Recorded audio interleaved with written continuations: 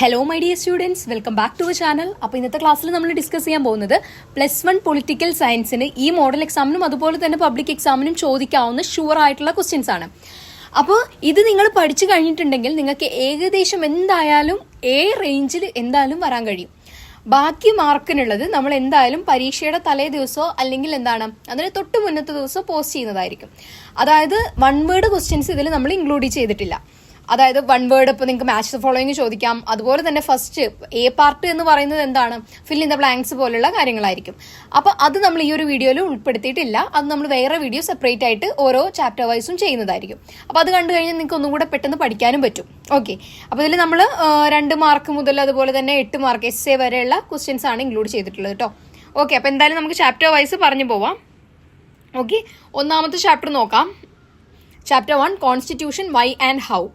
അപ്പോൾ അതിൽ ഒരു ക്വസ്റ്റ്യൻ എന്ന് പറയുന്നത് എന്താണ്, constitution performs mainly 5 function explain. ഭരണഘടന പ്രധാനമായും 5 കർത്തവ്യങ്ങൾ ചെയ്യുന്നു, വിശദീകരിക്കുക. ഇമ്പോർട്ടന്റ് ക്വസ്റ്റ്യൻ ആണ്, എന്തായാലും പഠിച്ചിരിക്കുക കേട്ടോ. അടുത്ത ക്വസ്റ്റ്യൻ നോക്കാം. Identify and explain the factors which ensure the authority of Indian constitution. Indian ഭരണഘടനയുടെ അധികാരം ഉറപ്പാക്കുന്ന ഘടകങ്ങൾ തിരിച്ചറിയുകയും വിശദീകരിക്കുകയും ചെയ്യുക. അപ്പോൾ നമ്മൾ 3 മെയിൻ ആയിട്ട് പഠിച്ചിട്ടുണ്ട്. അപ്പോൾ അതെന്തായാലും എങ്ങനെയാണ് എന്താണെന്നുള്ള കാര്യങ്ങൾ മാർക്ക് അനുസരിച്ച് എഴുതാം കേട്ടോ.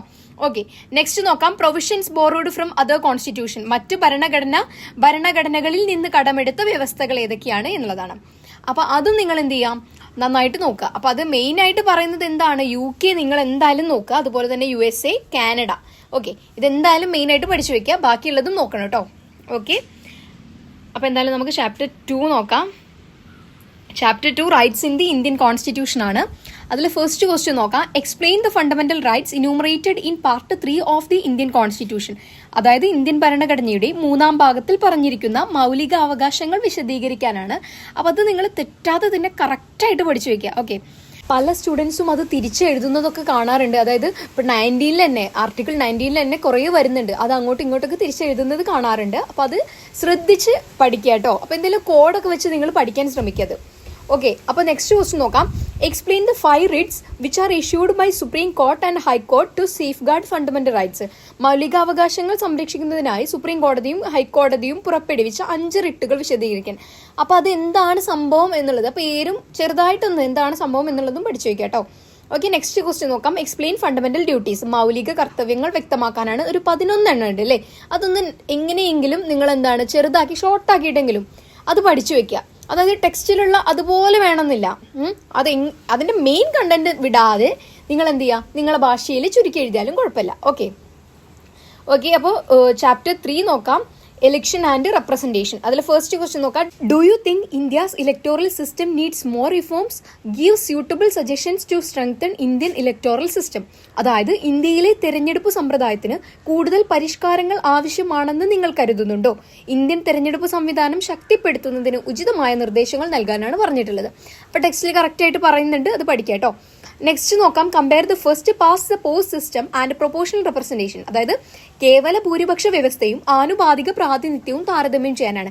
അപ്പോൾ ഈ കമ്പയർ ചെയ്യുന്ന ക്വസ്റ്റ്യൻ, താരതമ്യം ചെയ്യുന്ന ക്വസ്റ്റ്യൻ വരുമ്പോൾ നിങ്ങൾ ബോക്സ് വരച്ചിട്ട് എഴുതാൻ നോക്കുക. അതായത് നിങ്ങൾക്ക് എക്സ്പ്ലെയിൻ ചെയ്യാൻ ടൈം ഉണ്ടെങ്കിൽ ബോക്സ് വരച്ച് കഴിഞ്ഞിട്ടൊന്ന് എക്സ്പ്ലെയിൻ കൂടെ ചെയ്തോ. ഓക്കെ, അതും നല്ലതാണ്. പക്ഷേ ബോക്സ് വരച്ച് എഴുതുന്നതായിരിക്കും ഒന്നുകൂടെ ഇംപ്രഷന് വേണ്ടിയിട്ടാണത്. ഓക്കെ, അത് കുറച്ചും കൂടെ ഒരു പോസിറ്റീവ് വൈബ് കൊടുക്കും.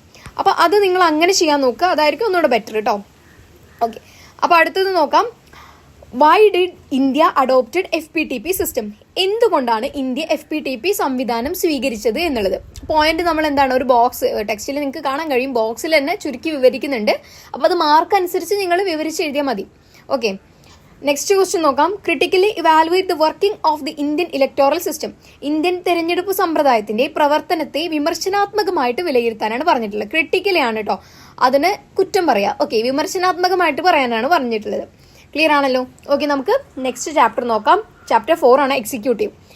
ഫസ്റ്റ് ക്വസ്റ്റ്യൻ നോക്കാം. Write the differences between presidential executive and parliamentary executive. Clear ആണല്ലോ. ബോക്സ് വരയ്ക്കാൻ പറ്റുമെങ്കിൽ ബോക്സ് എന്തായാലും വരയ്ക്കാം. ഓക്കെ, എക്സ്പ്ലെയിൻ ചെയ്ത് എഴുതി കഴിഞ്ഞാൽ നിങ്ങൾ മെയിൻ പോയിന്റ്സ് ബോക്സിൽ കൊണ്ടുവരാൻ നോക്കുക. ഓക്കെ ആണല്ലോ. അപ്പോൾ സെക്കൻഡ് ക്വസ്റ്റ്യൻ നോക്കാം. Compare and contrast between the powers and functions of the president and the prime minister. Important ആണ് കേട്ടോ, വളരെ ഇമ്പോർട്ടന്റ് ആണ്. പ്രസിഡന്റിന്റെയും പ്രധാനമന്ത്രിയുടെയും അധികാരങ്ങളും പ്രവർത്തനങ്ങളും താരതമ്യം ചെയ്യാനാണ്. ക്ലിയർ ആണല്ലോ. ഓക്കെ, നമുക്ക് ചാപ്റ്റർ 5 നോക്കാം അല്ലേ. ചാപ്റ്റർ 5 ലെജിസ്ലേച്ചർ ആണ്. ഫസ്റ്റ് ക്വസ്റ്റ്യൻ ഇതിൽ നോക്കാം. Rajya Sabha has some special powers, right special powers of Rajya Sabha.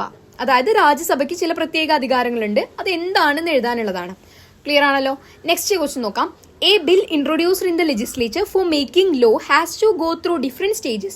Explain the law making procedure in India. അതായത് നിയമനിർമ്മാണത്തിനായി നിയമസഭയിൽ അവതരിപ്പിച്ച ബില്ല് വിവിധ ഘട്ടങ്ങളിലൂടെ കടന്നു പോകേണ്ടതുണ്ട്. അപ്പൊ ഇന്ത്യയിലെ നിയമനിർമ്മാണ നടപടിക്രമം എങ്ങനെയാണെന്ന് ആ പ്രോസസ്സ് വിശദീകരിക്കാനാണ് പറയുന്നത് കേട്ടോ. ഓക്കെ, തേർഡ് ക്വസ്റ്റ്യൻ നോക്കാം. Indian parliament controls executive to ensure its accountability through various measures. Explain. അതായത് വിവിധ നടപടികളിലൂടെ അതിന്റെ ഉത്തരവാദിത്തം ഉറപ്പാക്കാൻ ഇന്ത്യൻ പാർലമെന്റിന്റെ എക്സിക്യൂട്ടീവിനെ നിയന്ത്രിക്കുന്നു. അപ്പൊ ഇങ്ങനെയാണ് വിശദീകരിക്കുക.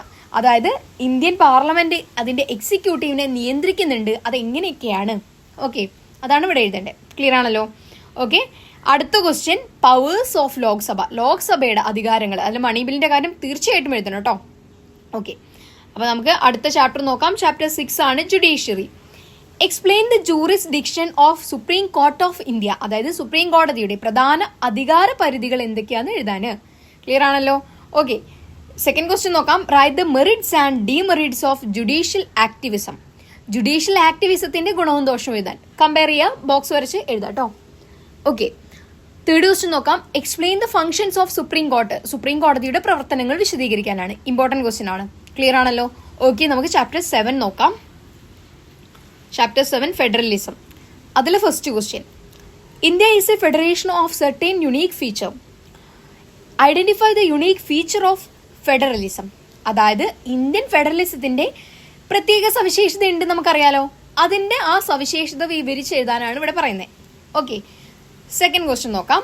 India is a federation with a strong central government. Substantiate this statement. അതായത് ശക്തമായ കേന്ദ്ര ഗവൺമെന്റ് ഉള്ള ഒരു ഫെഡറേഷൻ ആണ് ഇന്ത്യ. ഈ പ്രസ്താവന സാധൂകരിക്കുക. ക്ലിയർ ആണല്ലോ. ചാപ്റ്റർ 8 നോക്കാം അല്ലെ. 8 ലോക്കൽ ഗവൺമെന്റ് ആണ് വരുന്നത് കേട്ടോ. അതിലൊറ്റ ക്വസ്റ്റ്യൻ ആണ് ഇമ്പോർട്ടന്റ് ആയിട്ടുള്ളത്. Elucidate the major features of 73rd and 74th constitutional amendment act. വളരെ ഇമ്പോർട്ടന്റ് ആണ് കേട്ടോ. 73rd 74th ഭരണഘടനാ ഭേദഗതി നിയമങ്ങളുടെ പ്രധാന സവിശേഷതകൾ എന്താണെന്ന് വ്യക്തമാക്കാൻ.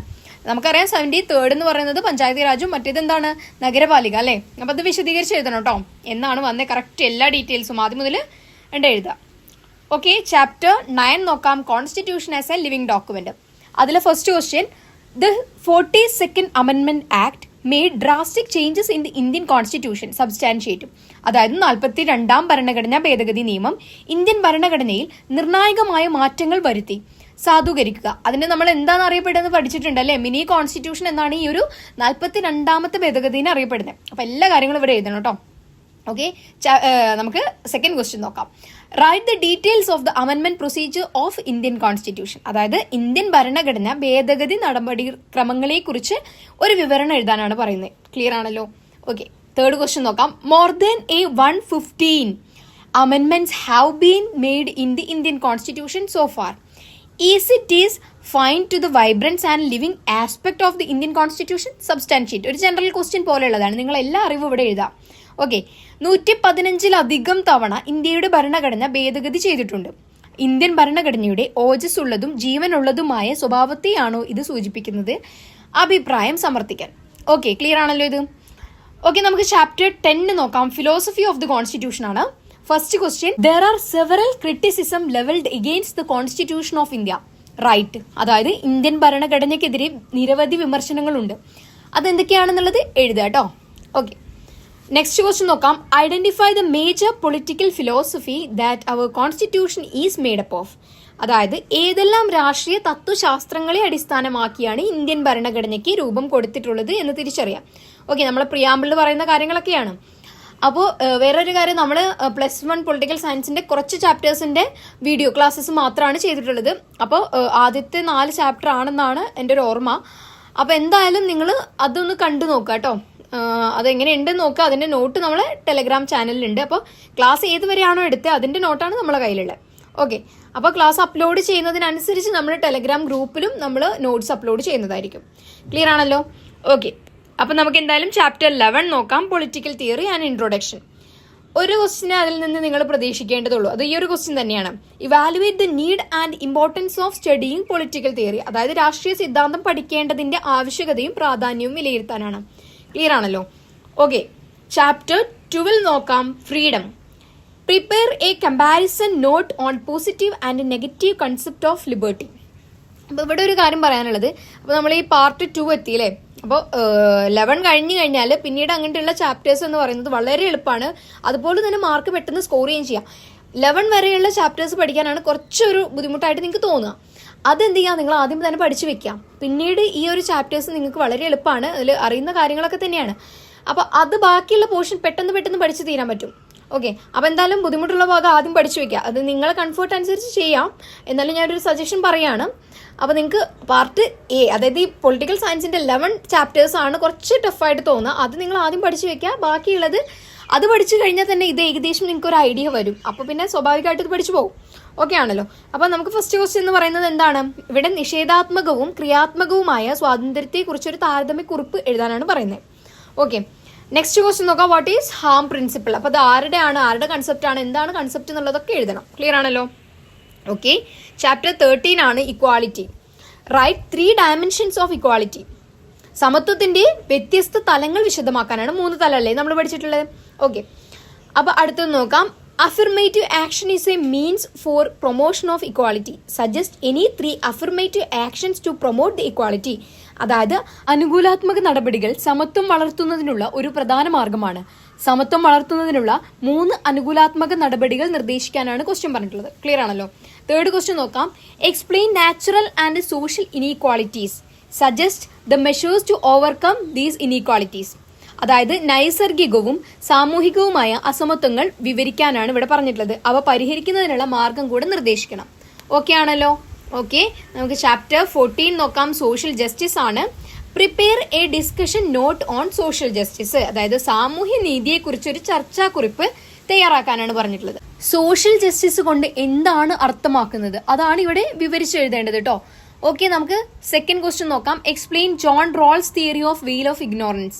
അതായത് ജോൺ റോൾസിന്റെ അജ്ഞതയുടെ മൂടുപടം എന്ന സിദ്ധാന്തം വിശദീകരിക്കാനാണ് പറഞ്ഞിട്ടുള്ളത്. ഓക്കെ ആണല്ലോ? അപ്പൊ നമുക്ക് ചാപ്റ്റർ 15 നോക്കാം. റൈറ്റ്സ് ആണ്.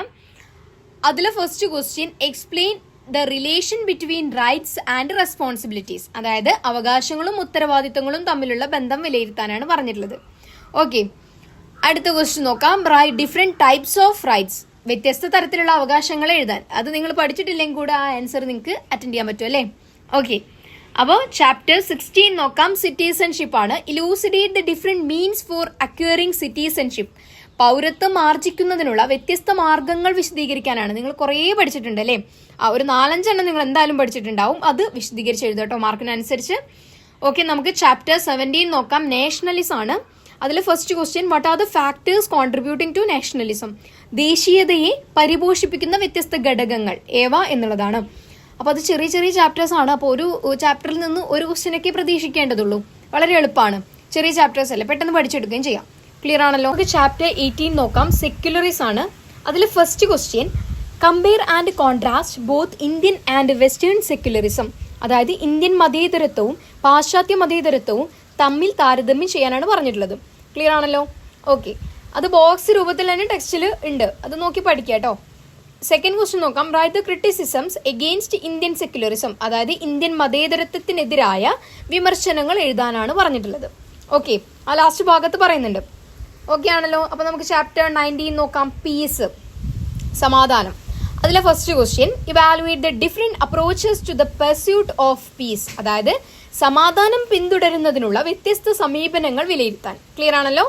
ഓക്കെ, അതിലെ second question write contemporary challenges to world peace. ലോക സമാധാനത്തിനെതിരായ സമകാലിക വെല്ലുവിളികൾ. ഇപ്പോൾ എക്സാമ്പിളായിട്ട് നമുക്ക് ടെററിസം ഒക്കെ പറയാം കേട്ടോ. അത് എഴുതാനാണ് പറഞ്ഞിട്ടുള്ളത്. ക്ലിയർ ആണല്ലോ? അപ്പൊ നമുക്ക് ചാപ്റ്റർ 20 നോക്കാം. ഡെവലപ്മെന്റ് ആണ്. അതിൽ first question explain the alternative conceptions of development. അതായത് വികസനത്തിന്റെ ബദൽ സങ്കല്പങ്ങൾ വിവരിക്കാനാണ് പറയുന്നത്. ക്ലിയർ ആണല്ലോ? സെക്കൻഡ് ക്വസ്റ്റ്യൻ നോക്കാം. പോയിന്റ് ഔട്ട് 3 സോഷ്യൽ ആൻഡ് എൻവയോൺമെന്റൽ കോസ് ഓഫ് ഡെവലപ്മെന്റ്. അതായത് വികസനത്തിന്റെ സാമൂഹികവും പാരിസ്ഥിതികവുമായ വില വിമർശനാത്മകമായി വിശകലനം ചെയ്യാനാണ് ഇവിടെ പറയുന്നത്. ക്ലിയർ ആണല്ലോ? അപ്പൊ ഇത്രയാണ് നമുക്ക് +1 പൊളിറ്റിക്കൽ സയൻസിൽ പഠിക്കാനുള്ളത് വളരെ എളുപ്പമാണ്. നിങ്ങളിങ്ങനെ സ്ട്രെസ് ചെയ്യേണ്ട കാര്യമൊന്നുമില്ല. സ്റ്റുഡൻസ് എല്ലാവരും സ്ട്രെസ്സിലാണെന്ന് ഞാൻ അറിഞ്ഞു. അപ്പോൾ നിങ്ങൾ എന്ത് ചെയ്യണ്ട, നിങ്ങളിങ്ങനെ പ്രഷറായി ഇങ്ങനെ പേടിച്ച് ടെൻസ്ഡ് ആവേണ്ട ഒരു കാര്യമില്ല. നിങ്ങൾ ആ 11 പാഠം ഞാൻ പറഞ്ഞല്ലോ, 11 ചാപ്റ്റേഴ്സ് ഒന്ന് വ്യക്തമായിട്ട് നിങ്ങൾ മനസ്സിലാക്കി കഴിഞ്ഞാൽ ഒരു കഥ രൂപേണ പഠിക്കുക. ബാക്കിയുള്ള ചാപ്റ്റേഴ്സ് നിങ്ങൾക്ക് ഓട്ടോമാറ്റിക്കലി കിട്ടും. അതൊന്ന് ജസ്റ്റ് വായിച്ചു നോക്കിയാൽ മാത്രം മതി. ക്ലിയർ ആണല്ലോ? അപ്പോൾ ഇത്രയേ ഉള്ളൂ നമുക്ക് പറയാനുള്ളത്. നിങ്ങൾ എന്തായാലും നല്ല രീതിക്ക് എക്സാം എഴുതുക, കൂളായിട്ട് പോയിരുന്ന് എഴുതുക. മോഡൽ എക്സാം പബ്ലിക് എക്സാമിൻ്റെ ആ ഒരു സീരിയസ്നെസ്സിൽ തന്നെ കാണുക. അത് എഴുതി കഴിഞ്ഞാൽ നിങ്ങൾക്ക് പബ്ലിക് എക്സാം ഫൈനൽ എക്സാം എഴുതുമ്പോൾ ഒരു പ്രശ്നവും വരില്ല കേട്ടോ. അപ്പോൾ എന്തായാലും all the best. Thank you.